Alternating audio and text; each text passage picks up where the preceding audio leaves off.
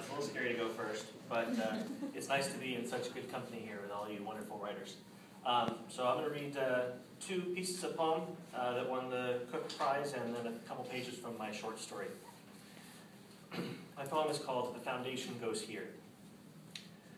I build a structure that might live on without me, where this glorious monument, this scaffolding, triumph of my engineers, my modern artifice, intelligence. Whoa. Wow.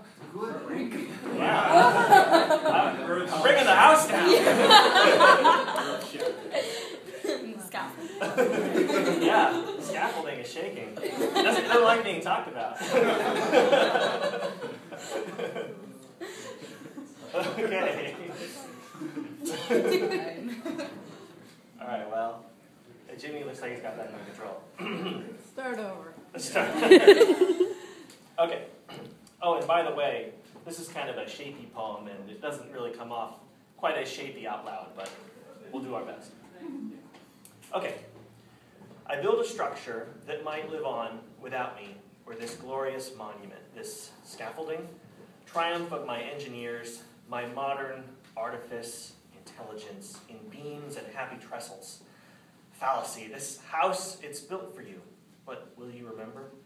It falls to keepsake some remains, a doorstop ruin. I'll leave you a note. Can't stay.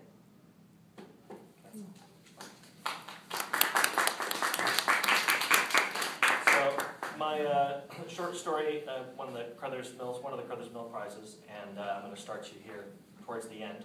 The short version is that this is a ghost story told from the perspective of the ghost. that sets you up pretty much. The main character's name is Andrew. A hand clamped down onto Andrew's right shoulder. Cold pain shook through his body, and the man's hand felt like 1,000 pounds of ice water. It was too much weight to bear. He said, "You don't belong here. Let go. Let the past go." Erica had said the same thing in the car. Let go. She laughed as she pulled the bag of potato chips out of Andrew's hands. Focus. He turned his eyes to the mountain road, put both his greasy hands on the wheel, and opened his mouth comically wide and made biting motions. She smiled and took some chips from the bag, placing them one at a time into Andrew's mouth. Nom, nom, nom, nom. He chewed with his mouth open. Feed me. Erica rolled her eyes and laughed. Her sun-kissed cheeks were beautiful. Why couldn't he go back there? What was wrong about wanting to go back to laundry and gardens and roller coasters and potato chips? But every time, her smile dropped suddenly, and she screamed. Every time, Andrew looked at the road and saw a car broken down in the lane. Every time, he swerved around it, but their car slid sideways and began to spin. Why couldn't he do anything? His knuckles were white on the steering wheel as he struggled with it. The world was a blur around him, and the brakes were locked. Turn into the spin, away, gas, brake, emergency brake. He wanted to pull at everything, do anything. And the voice said, let go. No, hang on. The seatbelt cut into his neck. The car smashed into the guardrail, breaking the metal with a shriek, went off the edge of the road, flying into the air towards a ravine. His heart was in free fall. Glass flew everywhere. A shard hovered in the air in front of his face, no bigger than a fingernail. It spun slowly in front of him, revealing its blue edge. Through that tiny shard, he saw Erica. She was trying to grasp anything that would make this nightmare stop. He wanted to reach her, to help her, but he only had time to look from the glass shard to the ravine and blink once. Andrew opened his eyes, and he was back on the living room floor, and the weight was crushing him, and the blue-eyed man was standing above him, bathed in light from the TV. The man stared at Andrew, who was looking at Erica, who was watching TV and taking no notice of anything. Andrew's voice was hoarse. Erica, what are you trying to accomplish? The man asked. Andrew crawled towards her. I'm sorry, I just wanted to help you. She smiled at the TV. Erica, listen to me, I came back for you.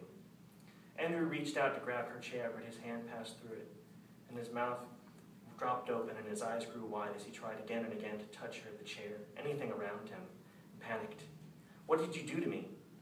I've shown you the truth. Focus on what is right in front of you.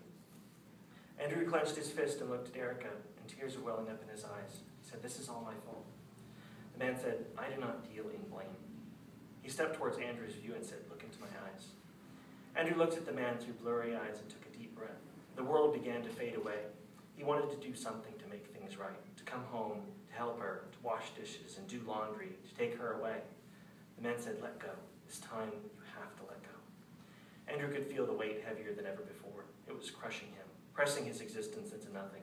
Those blue eyes grew and grew until they were an infinite universe filled with uncountable worlds, bright sparks of time and hints of life, red and green and blue, life that's ripe with potential in a cycle of immeasurable energy. He could feel the weight, spiritual gravity, emanating from those eyes, pulling him off the edge. Andrew couldn't hold on. He fell in.